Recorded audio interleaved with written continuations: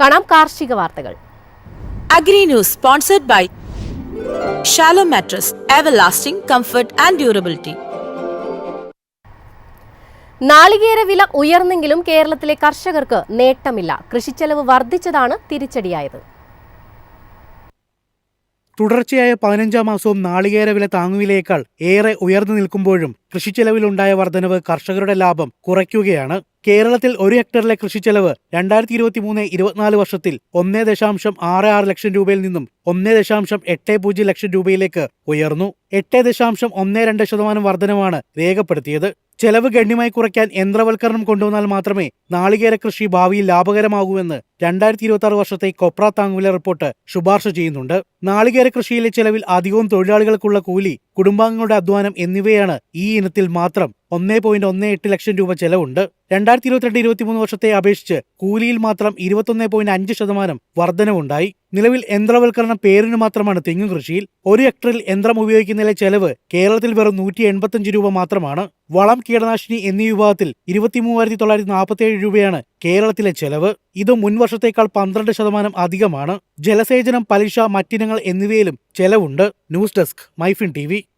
Indian കശുവണ്ടി മേഖല പ്രതിസന്ധിയിൽ കയറ്റുമതിയിൽ നേട്ടമുണ്ടായിട്ടും രൂപയുടെ മൂല്യത്തകർച്ചയാണ് പ്രതിസന്ധിക്ക് കാരണമായത്. ഇന്ത്യയിലെ കശുവണ്ടി വ്യവസായം ഏറ്റവും പ്രക്ഷുബ്ധമായ ഒരു ഘട്ടത്തിലൂടെയാണ് കടന്നുപോകുന്നത്. രൂപയുടെ മൂല്യത്തകർച്ച ഈ മേഖലയിലുടനീളം പ്രത്യാഘാതങ്ങൾ സൃഷ്ടിക്കുന്നു. രൂപയുടെ മൂല്യം ഇടിഞ്ഞതിനാൽ അസംസ്കൃത വസ്തുക്കളുടെ ചെലവ് വർദ്ധിപ്പിച്ചു. ഇന്ത്യയുടെ കശുവണ്ടി സംസ്കരണ ശേഷി ആഭ്യന്തര അസംസ്കൃത കശുവണ്ടി ഉൽപാദനത്തെക്കാൾ വളരെ കൂടുതലാണ്. ഇത് പ്രോസസർമാരെ പ്രധാനമായും പശ്ചിമാഫ്രിക്കൻ രാജ്യങ്ങളിൽ നിന്നുള്ള ഇറക്കുമതിയെ ആശ്രയിക്കാൻ നിർബന്ധിതരാക്കുന്നു. യന്ത്രവൽക്കരണം കാരണം ഇന്ത്യയുടെ കശുവണ്ടി സംസ്കരണ ശേഷി വർദ്ധിപ്പിച്ചിട്ടുണ്ട്. ഗുജറാത്ത്, രാജസ്ഥാൻ, പശ്ചിമബംഗാൾ, വിശാഖപട്ടണം എന്നിവിടങ്ങളിൽ പുതിയ സംസ്കരണ കേന്ദ്രങ്ങൾ സ്ഥാപിച്ചിട്ടുണ്ട്. ആഭ്യന്തര വിതരണം വർദ്ധിപ്പിക്കുന്നതിന് ഇത് കാരണമായി. News desk, Myfin TV.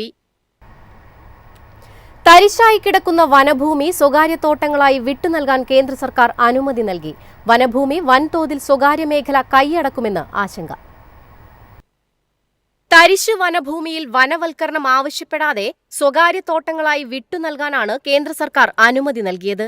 ശോഷിച്ച വനങ്ങൾ സർക്കാർ സ്വകാര്യ സ്ഥാപനങ്ങൾക്ക് വാണിജ്യ വിളത്തോട്ടങ്ങൾക്കായി വിട്ടുനൽകാം. 2023 വനസംരക്ഷണ ഭേദഗതി നിയമം വീണ്ടും ഭേദഗതി ചെയ്തുള്ള വിജ്ഞാപനം ഈ മാസം 2-ന് കേന്ദ്ര വനം പരിസ്ഥിതി മന്ത്രാലയം പുറത്തിറക്കി. വനഭൂമി വൻതോതിൽ സ്വകാര്യ മേഖലയ്ക്ക് തുറന്നുകൊടുക്കാൻ വഴിയൊരുക്കുമെന്നാണ് ആശങ്ക. വനത്തിന്റെ സ്വാഭാവിക ആവാസ വ്യവസ്ഥയെ തകർക്കും വിധം വാണിജ്യത്തോട്ടങ്ങൾക്കായി വിട്ടുകൊടുക്കുന്നത് ജൈവ വൈവിധ്യം തകർക്കുമെന്ന് വിദഗ്ധർ ചൂണ്ടിക്കാട്ടി. ഇന്ത്യയുടെ പൾപ്പ്, കടലാസ് ഇറക്കുമതി കുറയ്ക്കാനാണ് പുതിയ ഭേദഗതിയെന്നാണ് കേന്ദ്ര സർക്കാർ വാദം. News desk, Myfin TV. Agri News sponsored by Shallow Mattress, everlasting comfort and durability.